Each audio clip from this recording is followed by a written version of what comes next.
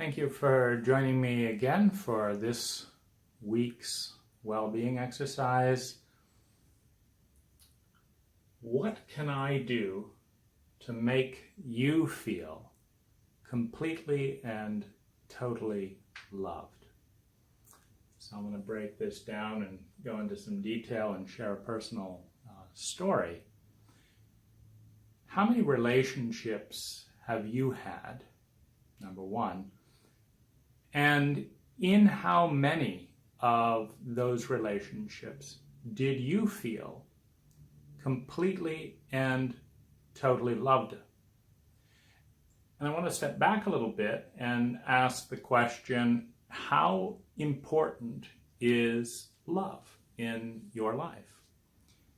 Because we pay lip service to our loyalty, our devotion, our effort, our desire, our need, the importance of loving and being loved. We pay lip service, but we pay more than lip service to, for example, our careers. When we go to work for a company, it's not enough to, in the interview or in the job description, to tell our boss, have an employee tell us, if we're the boss, that we want to do the best for this company, that we're devoted, that we care about the company, and then go about our lives and our work lives in a way that do not line up with the needs of that company. It doesn't work. And the difference between something we pay lip service to and something that we honor, to change who we are, to change something about ourselves, what we do, what we say, what we give, what we receive, how we communicate, to change that for another person is to honor that person. I remember when I was growing up, I hated mushrooms, I hated spinach, and I hated raw food, but I hated Thai food. It was weird, sweet, sour, unusual textures. I didn't like it. And then one day, I fell in love with a woman who loved Thai food. And I wanted to make her happy, so it started off taking her to a Thai restaurant, trying a little bit of things, this and that and the other. I still didn't like it. But I'd take her to her favorite Thai place. And I love to cook. And the way I typically cook is, my favorite is one-on-one, is I try, once I get to know someone a little bit, to imagine a dish that's never been invented and that I think that my guest would absolutely love. Now, I don't do this for everyone. I start off usually cooking my favorite dishes myself, recipes that I've invented. My favorite way to cook, it's similar, is it starts out loving me. I imagine the best taste I can possibly come up with within my mind. Sometimes and often it starts, I've tried something at a restaurant, and I think, this would be perfect if it had a little rosemary. This would be perfect if it was 50% crispier and had this sauce instead of this sauce. This would be perfect with some basil leaf. I'm in Thailand at the moment, and believe it or not, all the different nationalities of food, Indian food, etc. It's better in Thailand. I don't know why. I live in San Francisco that has a good food reputation. But the best food that I taste in the world is cooked by Thailand in this case. One of my favorite restaurants is Italian, Pomodoro, big surprise. But this guy really focuses on his pizza. And so, sample 20 restaurants, this is the best crust. And my favorite is buffalo mozzarella, both because I have cow dairy allergies.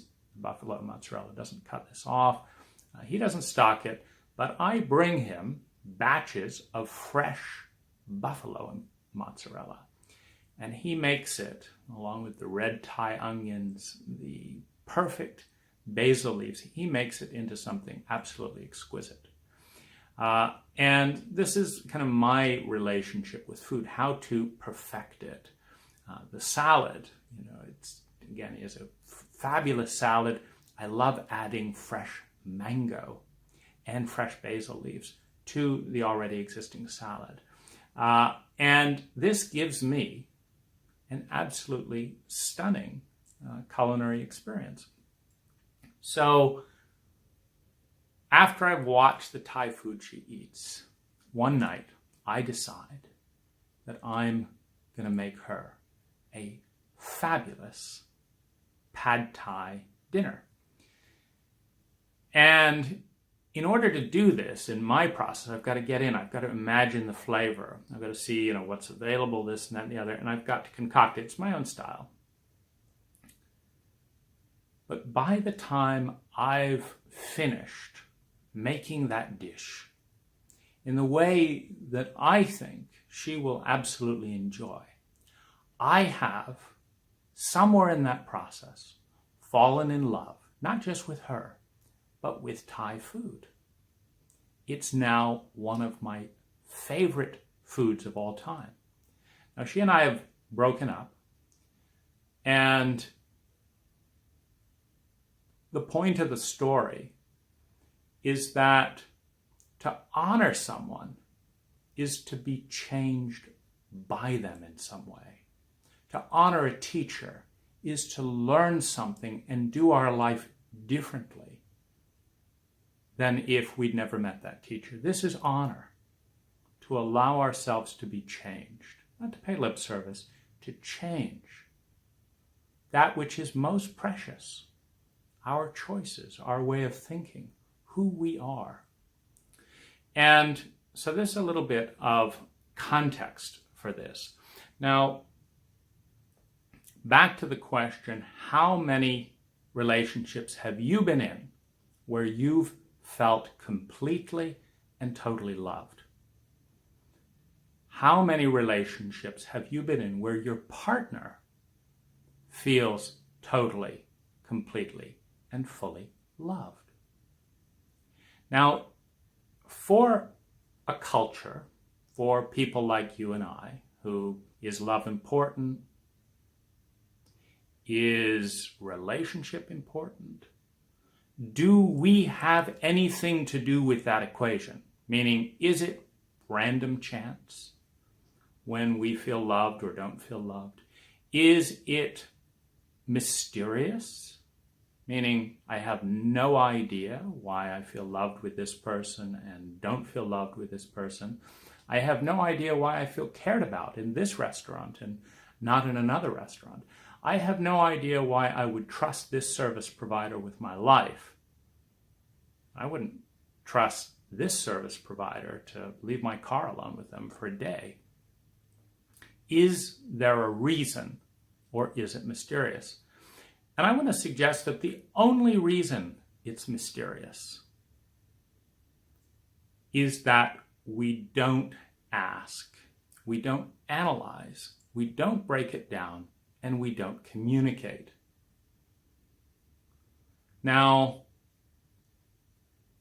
statistically speaking, I've talked with a lot of women, and one of the first things I want to know in a possible relationship is, what do I have to do to leave you feeling completely and totally loved?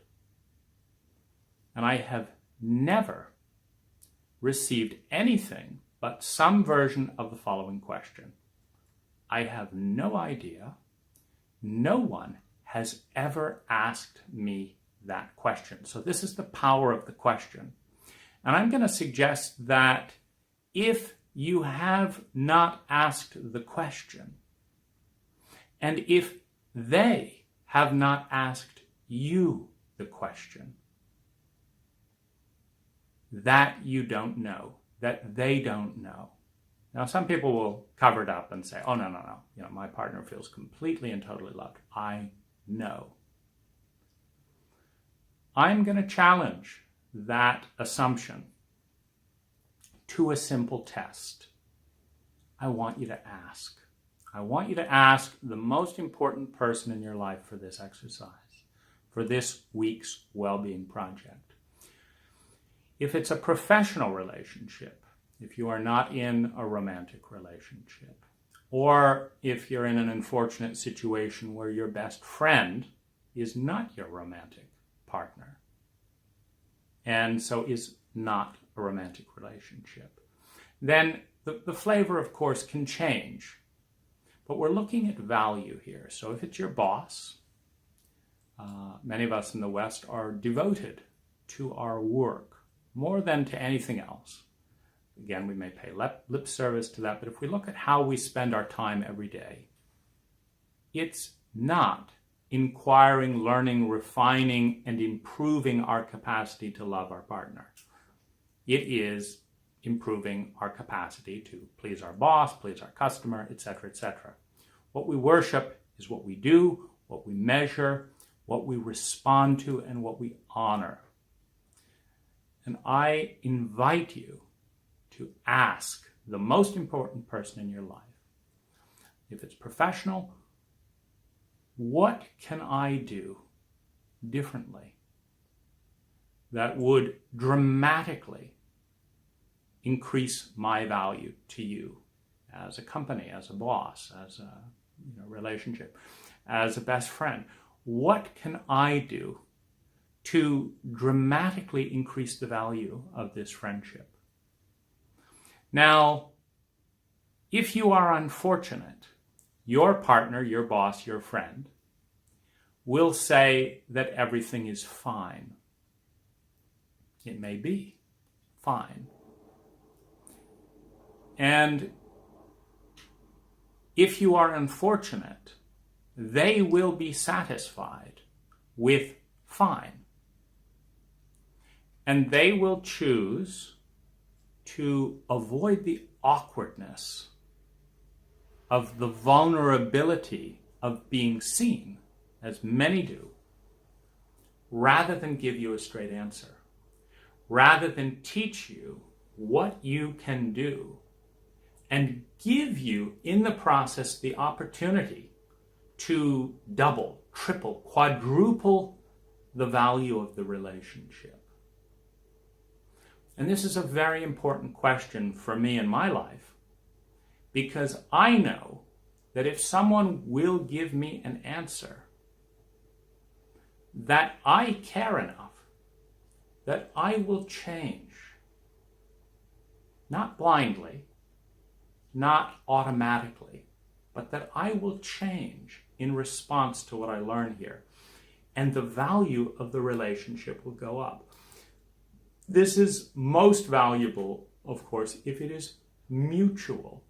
And if you are with someone who has vision, has confidence, has articulating talent, and has caring for you, it will be a mutual exercise. That in itself is worth discovering. Because I want to suggest to you that if your partner doesn't want to give you the opportunity to improve the relationship, if your partner refuses to answer and or cannot answer, and or is not interested in what they can do to help you improve the value of this job, of this friendship, of this relationship, that it's going to be a very slow growth relationship. But if they will, and here's one way to spot a really exceptional human being in this category, if they light up and say, great question, no one's ever asked me that, this puts you in a unique category. You can ask a question that, statistically speaking, no one has ever asked them. Statistically, meaning I don't think there's been one in a couple hundred conversations along this line where the person that says, oh, people ask me that all the time, great question, here's my list. Now, what this means is that, statistically speaking, you're going to have to educate them. And so the first part of this exercise is actually to do the exercise yourself. So take this relationship, and I want you to make a list of 40 things that, if it's professional or friendship, will optimize, will dramatically increase the value of that relationship to you. Now, this can be anything. This can be as simple as, you let me sit in my favorite chair where the light isn't in my eye because my eye is sensitive to light. This can be, we eat at my favorite restaurant, whatever it is. And this data is not a demand. This is a very, very important distinction to understand. Transmitting this data back and forth is not a binding contract. It is actionable information. And the key is actionable. The age-old question, what do women want? There are so many situations where, because this is not asked skillfully or isn't asked at all, and because of the cultural stigma, see, we have all kinds of labels to throw at people to discourage this transparency. Selfish, picky, demanding, bitchy, whatever it is. Now, we've got to move these aside and look at this in a more technical manner. The truth is that most people win in a high-value relationship. It's kind of like a bank account. It's like, how can I flood this account with income, with capital? Now, why is that important? Because there will be adversity. There will be crisis. There will be a time when the relationship needs to draw deeply on that balance. And the question is, will it have enough capital? If you haven't built up reserves, no, it won't. You've gone out on a few dates, kind of nice. You get sick with pneumonia. You need someone to sit by the hospital, and this would make a big difference on your health over the next 5 years, and no, I'll just stop dating you. Because nothing's been invested. But this does not have a time limit. I often do it in one of the first few dates because I want to know the potential of the relationship. I want to know, am I with someone who's going to seize an uncomfortable opportunity to go into the unknown and grow, or is going to walk away, hide, and put the fear of looking bad or looking stupid or the unknown ahead of the potential of the relationship. So here's what you want to do. You want to make a list of 40 things that make you feel loved. Now, some of them may be they may already be happening. That's fine. Now, the areas to consider in a relationship, and I'll focus on the romantic because jobs are a little bit more specific, is gifts. These are, cards, flowers, scarves, that kind of thing that just bring, an element of personalness and specialness. So gifts are really important. And again, there's all kinds of taboos that say you're supposed to go and talk with a gift consultant and and have. they're supposed to have debates with their friends and, have conversations and psychically guess what you want.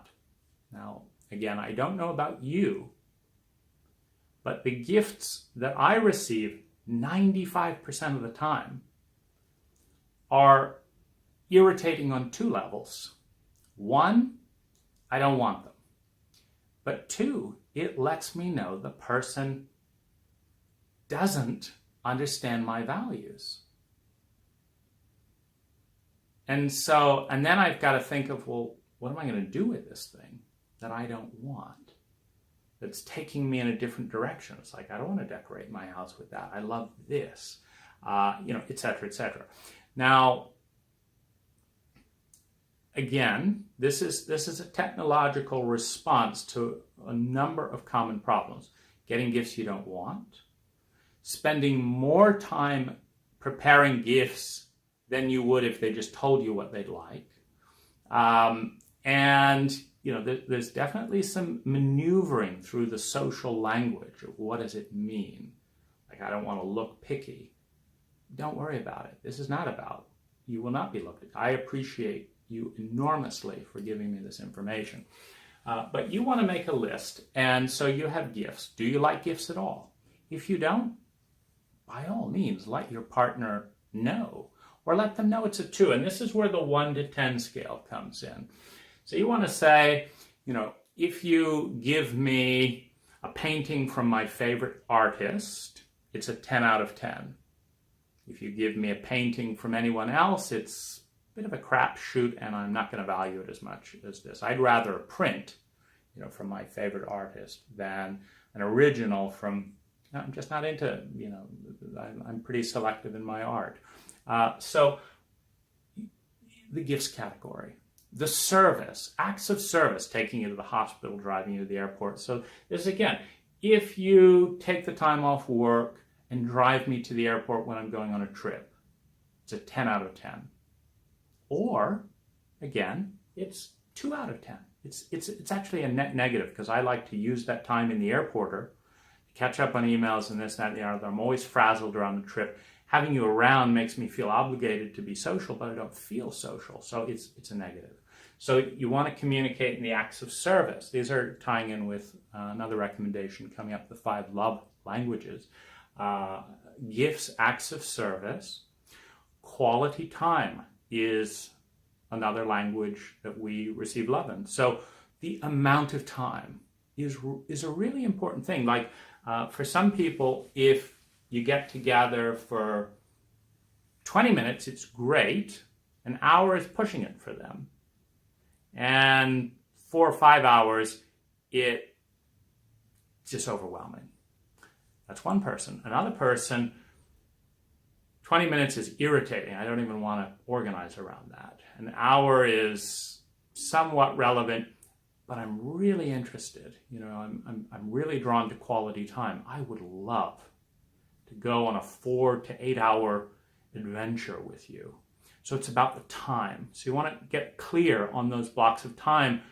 We're not looking at efficiency and fitting into your schedule. We're looking at what makes you feel loved. Now, you may discover that, 6-hour dates are amazing. That's my personal sweet spot, 6-hour dates. Time to talk, time to learn more about each other, time to clarify any misunderstandings, time to eat a gorgeous meal, if we're in that stage of the relationship, time to make love, if not, hold hands, go on a walk, so that there's all the different senses involved without rush.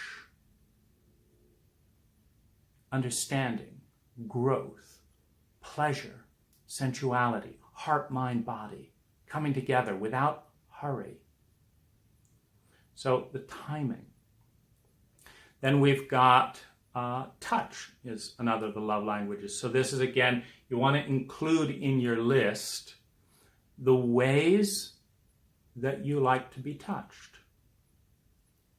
Now, in sensuality in this thing, there's a variety of different levels. So it can be the way you're dressed. If you're dressed like this rather than this, it makes a lot of difference. As you can tell, I'm not a big appearance person, and you're never going to find me dressing up for these presentations. I'm much more about the idea. And I don't care what my partner wears. But this is just me, and it's good to know. It'd be kind of a shame if you spend 2 or 3 hours dressing up for me and you're all waiting for the compliment. But if I know that's your thing, I will change. I will bend my value to take the time. I have a very good eye. I can. I've done fashion design. I can appreciate those if I know that's what's important to you. And I'll do it not because it's important to me, but because it's important to you. Now, so appearance, distance and proximity. I really like talking with about 3 feet. I like to make eye contact. I don't want to be talking when you're in the other room, this and that and the other. So there's the presence, there's the distance, there's the appearance, there's the smell. I hate perfumes, or I love essential oil of lavender. There's the pace. There's the pace, and there's the speed and intensity of the engagement. This is part of sensuality. And then there's a touch. How do you like to be touched? Is it soft? Is it slow? Is it still? Is it more, more active? What's the touch like? And of course, this becomes more important as you enter sexual terrain. But you want to spell out 40 things. Just give you an example. When someone gives me a greeting card with pastel colors, either an abstract or something with nature, and a bouquet of daffodils, and ties it in a nice, wrap with, that nice film paper, and just ties it just so. And inside the greeting card are appreciation, something that I'll be talking about later. Things that the person appreciates and values about our relationship and about me. That is an 8 to a 10 of love. So you can see that different things, so for example, that would have about a $12 price tag. It has about a 1 hour investment, and it's delivering 8 to 10 love. I feel seen, one of the big, things that really, does it for me, feeling seen. I feel respected because, no one has ever done that, by the way, in my entire life, unless we've shared these kinds of things. Now, it may sound technical, and this is, again, a cultural thing, the idea that if you really love someone, blah, blah, blah, blah, blah. But there have been plenty of people that I think felt real love for me and, just way out to lunch. I remember one partner had spent $400 on this weird prayer house. It's like, where am I going to put this? I don't like the color. I don't know what it is. It's like the daffodils and the card would have been a 10. This is a 2. It's like, I have no idea what to do with this or how to respond. So if you're looking like a business, we're really concerned about return on investment. No business owner, Warren Buffett, doesn't go out and buy a stock because it's going to cost $400 and he's going to get a $2 return on that. No. He's going to go out and buy a stock that costs $200 that he thinks has the potential of giving a $400 return. That's where value is created. It's created in business, it's created in life, it's created in friendship, and it's created in romance. Now, on this list, it can spell out, spontaneity. For example, some people love that. I just want you to do something absolutely spontaneous within these boundaries. within these boundaries. This is very, very important. You tell someone, just surprise me, and you show up at their mom's house with a this and that and the other at an awkward moment and all that, and it is a disaster. No. People do not want surprises. They want surprises they like. And so uninformed spontaneity usually backfires. There's nothing wrong with spontaneity based on data. So as you get to know someone and you know their routine, you know what they like, you know what they hate, you know what embarrasses them, and you do something spontaneous, that is informed with that data. But what we're trying to do in part is jumpstart this process, and is particularly useful early on in a relationship where you don't know the person well, but you want to show love. You want to show investment. You want to show caring, respect, thoughtfulness for what they want. So you create your list of 40 things. Now, you want to say when, where, what, how, and then what gives it meaning is why. This takes it to a new level of intimacy, this exercise with a partner, to not just say, get me a flower, get me a pastel color with daffodils. It's like, what's that about? Well, the fragrance, I've rarely, lilacs have that too, but it's one of my favorite fragrances I've ever felt. Two, it's quite precious. Daffodils are only, done at this one time of year. Three, I love the color. The pastel colors really do it. And then there's, few things that give me more pleasure than having the satisfaction of seeing that I succeeded. Like I try, relationships are work. So I made the effort to do this and you liked it. You appreciate it. I don't feel like I'm wasting my time. I don't feel like I'm irrelevant. I feel like I did all this effort and all that, and it shows up on your card as an appreciation. Obviously, it should be sincere, but this is part of the communication. And it's like, yes, I wanted you to feel great, and you do. I wanted you to notice this, and you noticed.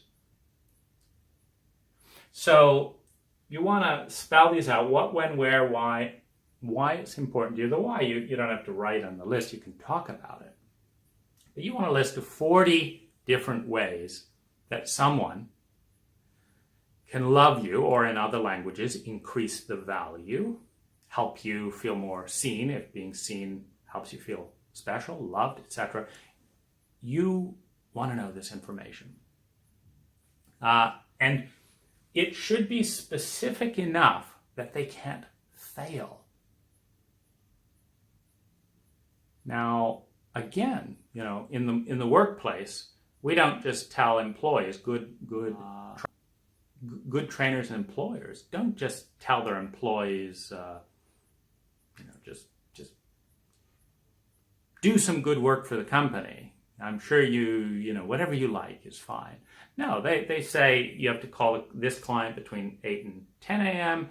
You make sure you check on this point, and this point before you end the call. A successful call has covered this, this, and this. Did this call cover this, this, and this? If so, it's a successful call. And so it's very hard to fail if you've got good guidance. And that's the way to look at it. You're trying to help someone who cares about you to win. Now, if you think people can't tell from body language that they spent $200 on a sweater you hate, you don't need more sweaters, you don't like wearing sweaters, and they don't like this one at all. If you think they can't tell, you're wrong. The facial expressions, how much you wear the sweater. Remember this, if it's a long-term relationship, you don't want to just wear a rotten sweater you hate for the next 20 years to carry on the lie that it was a great gift. So sure, you may wear it that day and this and that and the other, and if you say, oh, I love this sweater, it's wonderful, then they'll buy you another sweater, heaven help you. You're setting yourself up to fail. You're setting the relationship up to fail. So I want you to think of this as caring enough about each other to help each other win. There's two parts of a relationship. There's the love. I'm attracted to you. I'd like to see where this goes. I'd like to grow this. I'd like to make you happy. And then there's the contract. There's how to do it. It's like, do not wake me up at 6 a.m. to serve me bacon and da-da-da-da-da. Yes, I get the idea. I don't like it that time of day, blah, blah, blah. And so the thing is, see, what we're doing here and why this is so powerful is every time you've gotten a gift and every time you've given a gift, when you've gotten a gift, you've had a whole series of judgments about that gift. I like this wrapping paper, I don't. It looks sloppy, it looks neat. It looks cared for, it doesn't. It's cheap, it looks like they really matter. I think they mean this by it, or I think they mean that by it.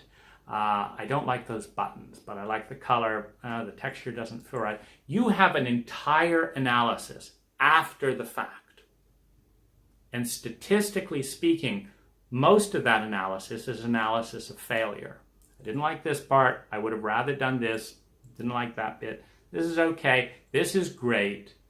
But we've got 25% bullseye, 75% failure.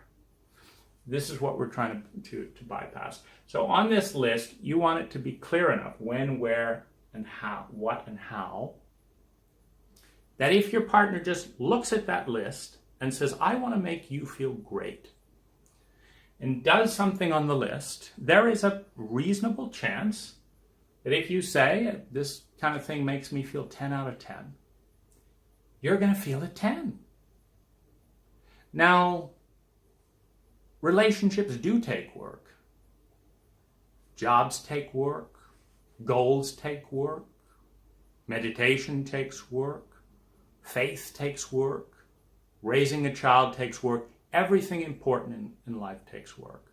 The real question is, do we value our relationships enough to do that work? Do we care enough about our partner and the possibility of the relationship to set it up for success? So you create your 40-item list. Now you know, maybe for the first time, because here's the thing. If you can't come up with, let's say in an extreme case, more than 10 things that you can be loved, you're a very unlovable person, technically. It's kind of like saying, hey, get in touch with me. And you say, how? Well, I don't have a phone number. I leave my cell phone off. I don't check email. I'm not good at texts. And I'm not going to tell you where I live. Okay, but I should contact you. Yeah, sure, contact me anytime. You're not a contactable person. You're a very difficult person to communicate with. Those of you in business know this is business suicide. You're not a very lovable person if you don't know what helps you feel loved. Now, you may need to gather data, meaning, strangely in our culture, for all the lip service paid to love, we do not do these exercises in high school. It's bizarre, but we don't. So you may need to do an experiment. You may need to say, do it to yourself. Let's buy myself. When I go shopping, what do I pick for clothes? It may be too complicated. It's like, I can't put into words. So the way to love me is let me know, hey, I'd love to love you. How can I do it right now? And maybe we go shopping together. The goal is increased love. What we're throwing out is the judgments about how that should be done. It should be done by guesswork. It should be done as a surprise. It should be this. No. It should be done in the way that makes you feel loved, deeply and fully loved. Now, you do this part of the work. You're now prepared. This is great because in almost all situations, you will now have to be the teacher. You're going to have to teach your partner what I've just taught you. Why are you asking me that? Because I care about you and because I want you to feel more loved than you already feel. Oh, it's fine. Well, how loved do you feel on a 1 to 10 scale? How loved do you feel right now? How loved do you feel in the area of our holidays? Do you feel 1 to 10, 2 out of 10 special? Do you feel 8 out of 10? Do you feel bullied? Like it's always my place? How loved did you feel in our last vacation? How loved did you feel on our last date? How loved did you feel in our last lovemaking? Well, many people would rather tolerate mediocrity than the discomfort of speaking up. The culture punishes people who say, hey, over here, this is what I'd like. So there's some delicacy about how to go about it. But you say, I want you to be in 7 to 10 terrain. That's my goal. That our relationship, that every minute we spend, that's our goal, is 7 to 10 valuable, 7 to 10 fun, 7 to 10 feeling loved. This is particularly important, and pay attention to this, if you are in a cycle in which you get partners who feel unloved and unappreciated, and who start complaining in an unactionable way. I didn't really like that. No, I'm not that interested in seeing you, blah, blah, blah. Or if you are in that position, because this is your tool to break the cycle. And I'm going to suggest that more than 50% of relationships can dramatically benefit from this arena. So you create your area of 40 items. If you're with someone who's afraid of the unknown, afraid of discomfort, can't quite get their heads around it, say, well, why don't we take turns? Why don't we make some time and take turns? So an example of what would make me feel loved 1 to 10 would be this. How much would you enjoy doing that? Oh, I don't like shopping for cards at all. I don't like that. Okay, great. So it'd be a 10 for me, 2 for you, 1 for you. Does that seem about right? Okay. So give me an example of something I could do for you that would be a 7 to 10 out of 10. Don't tell me the stuff you're bored about. If you're bored going to movies, oh gosh, another boring movie date, then don't tell me that. Tell me the thing that would be exciting. Tell me what we could talk about. Tell me. Now, I have a rule personally that I will not be around bored or boring people. So if they're too bored to engage, or they're bored with me and not willing to engage with this, I just say, okay, you're not interested enough in this relationship. Let's disengage. Let's be very clear, we're just not going to spend time together because it's not that great for you and you're not willing to do the work that would help me. I'm interested in having it be great for you, but you're not willing to do the work to help me understand what that is. Now, in some situations, and in certain cultures, for example, Asian cultures are a lot more deferential in this area than United States culture. So this is mostly for Western relationships.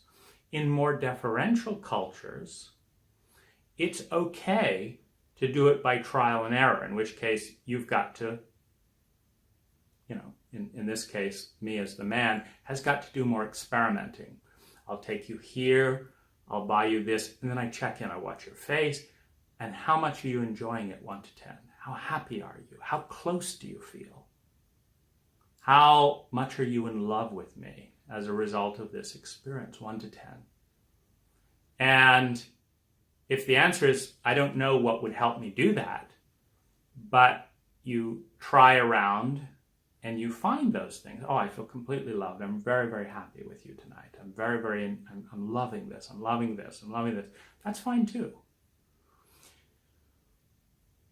In Western cultures, that's less likely. So it's much better to challenge, particularly to challenge the woman, because women get flack for speaking up in a romantic situation and saying, I like this, I like sex like this, I don't like it like this.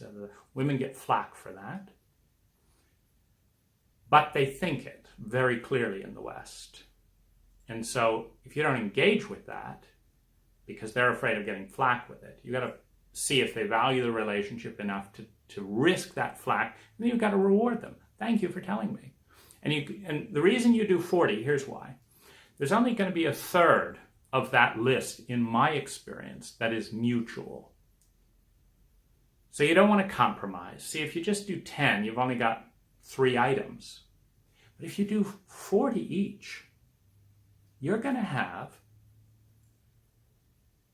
40 things of which there is, statistically speaking, this is just the statistics in my experience, you're going to have 15 things that in my case she loves doing that I love being loved by. 15 things. Now, if we're in a really amazing relationship, maybe it's 50. Maybe she loves doing 20 of the things that make me feel loved. And vice versa. You know, this is not a contract to say, oh my God, you want me to go dress shopping with you? Oh, I cannot think of anything that would be more dreadful. Okay. Next. Ooh, that one. That one I would love to do for you. See, and here's the fun thing when you have a list of 40. You will find some things that take almost no time and effort that just totally hit the spot for your partner, and vice versa. And so you're both going to be happier. You're going to spend less energy to be happier. You're going to do less to feel more loved. That's a sustainable relationship.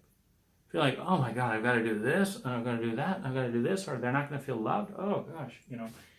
And then they're just going to feel loved 5 out of 10, and they didn't even notice. You know, I curled those ribbons for, you know, and the curls were just so, and he didn't even notice. You know, it's like, well, what's the point? The point is, you may not want to be curling those ribbons at all. For him. For someone else, absolutely. You know, every little curl matters. You've got to educate this. So you want to get to the point, one way or another. That's the goal. That's your end point in this point, where you've got 40 ways where you can be loved. Anything imaginable. Pick me up in a limo Friday at 8 p.m., give me a day's notice, take me to this place here, dress like this, smell like this, let's eat like this, let's talk about these things, let's avoid these conversations, and I will feel like a queen or like a king. Okay, that's a 2 out of 10 for me. Next, okay? Going on a moonlight walk. You know, you call me up around 11 p.m. And surprise me, and you know, just say, how about a moonlight walk? And the weather is like this, and you know, it's on one of these days where I don't have to be at work, so these are the days that those are in my routine, and you call me up and we go on a moonlight walk. 8 out of 10. 10 out of 10 if you surprise me with hot chocolate, picnic, and you know, and almonds. So you can see that these things are never going to happen by chance. You're never going to give me a card with pastel colors and 7 or more things that you really appreciate about our relationship, with daffodils tied up in a lovely bouquet.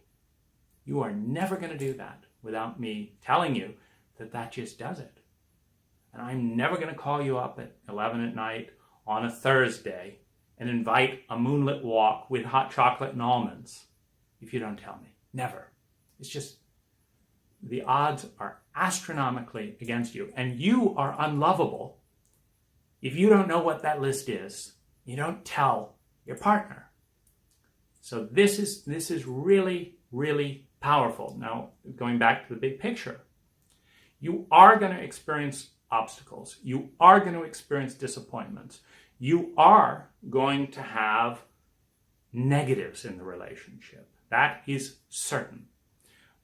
The uncertain thing, unless you make it happen, is whether there will be enough positives to offset the cost. That's the question. And with this exercise, with this discipline, with this commitment and investment, you can make that decision.